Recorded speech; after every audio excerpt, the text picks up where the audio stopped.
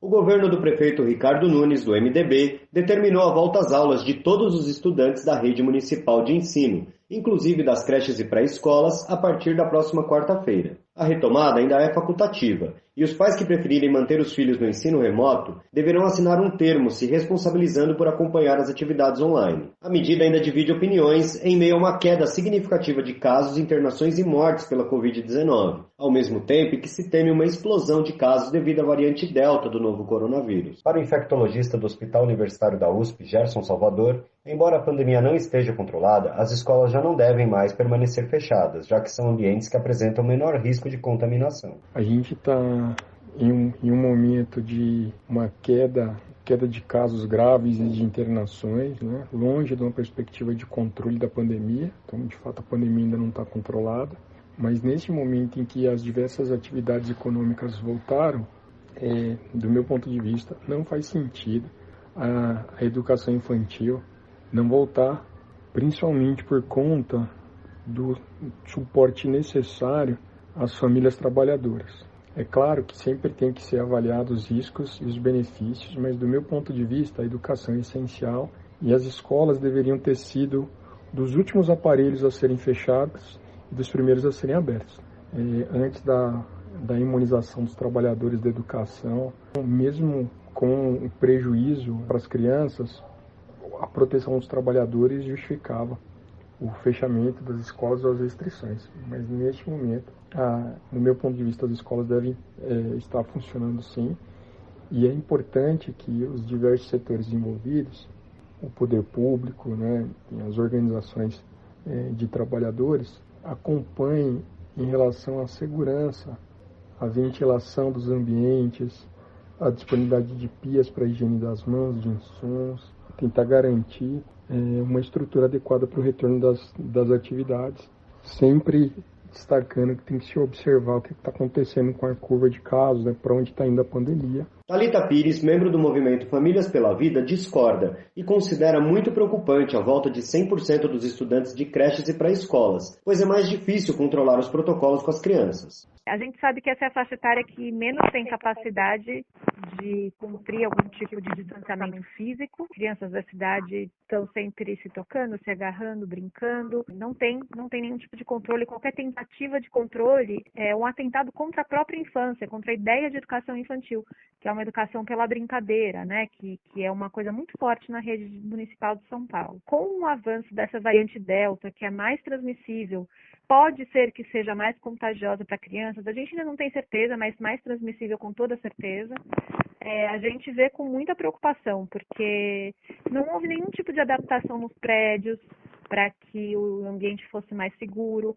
Não houve contratação, por exemplo, de pessoal de limpeza, porque as equipes de limpeza foram diminuídas desde o ano passado e não há pessoas suficientes para manter o protocolo de limpeza, que é o mais básico do básico, né, que uma escola poderia ter.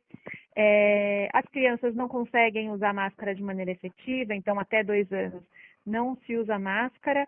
A partir dos 2 anos, a orientação é fazer a criança começar a usar máscara, mas a gente sabe que não é um uso efetivo, é um uso mais educativo, né? Porque a criança coloca a mão na máscara o tempo todo, saliva, deixa a máscara molhada, pega na máscara do amiguinho. Então a gente sabe que não é exatamente uma prevenção contra o corona, é mais uma questão de educação mesmo, né? Os profissionais da educação também não concordam com a retomada de 100% das turmas nas escolas, principalmente nas creches e pré-escolas, e apontam que os dados da pandemia na escola seguem graves. No mês de agosto, foram registrados 3.600 casos confirmados de Covid-19 nas escolas do estado de São Paulo, sendo 2.873 casos em estudantes. O secretário de Trabalhadores da Educação do Sindicato dos Servidores Municipais de São Paulo, Maciel Nascimento, ressalta que os profissionais ainda sofrem com a falta de equipamentos de proteção individual e não foram consultados sobre a medida. A Secretaria Municipal de Educação de São Paulo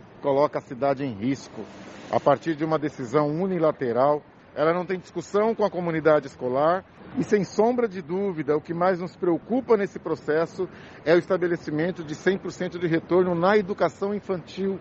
Todos nós sabemos que não existe paralelo, não existe possibilidade de cumprimento de protocolos, seja de distanciamento né, ou seja, de EPIs, né, equipamentos de proteção individual, que permita que essa criança não seja infectada, ou infecte também os profissionais de educação, que sim, já estão vacinados na sua grande maioria, mas também temos casos de contaminação que estão acontecendo após a segunda dose da vacina, e aí nós temos uma situação dada para a educação infantil, no momento em que a própria Secretaria Municipal de Educação permite que as terceirizadas reduza o número de trabalhadores da área da limpeza, algo fundamental no processo de lidar e de cuidado, né, com a educação na cidade.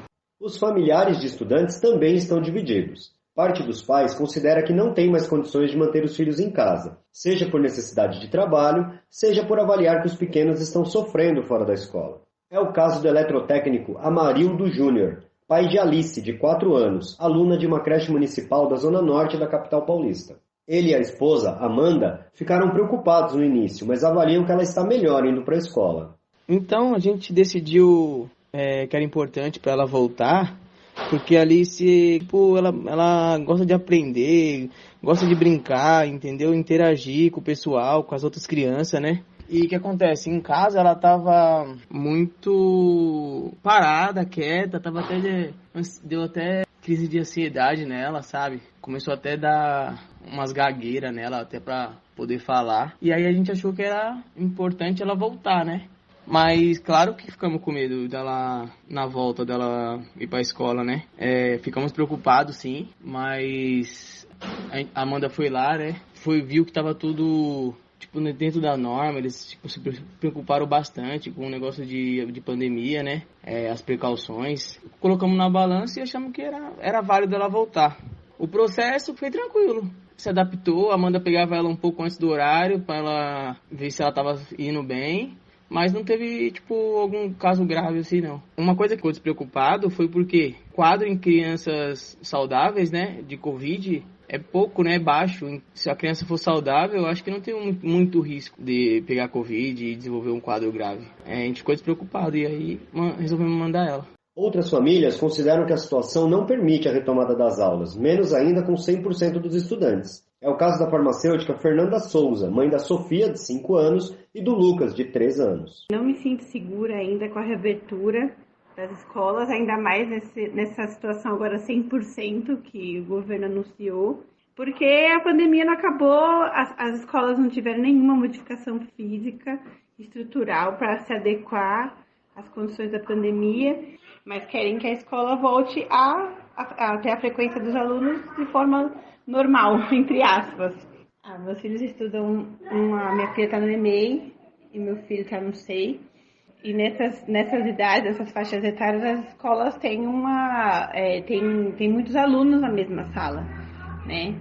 E aí é contar com a sorte, assim, nossos filhos usam máscara, mas até que ponto eles vão manter a máscara durante todo o tempo da escola, né? Todo o tempo que eles vão permanecer na escola, a gente não sabe. A gente ensinou várias coisas, a questão da higienização das mãos com álcool 70, sempre ensinou a lavagem das mãos, mas em que condição a gente vai... Eles vão conviver, eles vão se reaproximar de outras crianças, embora a gente eu queira como mãe que eles voltem a ter o convívio social, mas eu tenho muito medo de eles pegarem Covid, porque eu não sei como eles vão reagir a essa doença. Rodrigo Gomes, Rádio Brasil Atual. Aqui você ouve as notícias que os outros não dão. Jornal Brasil Atual.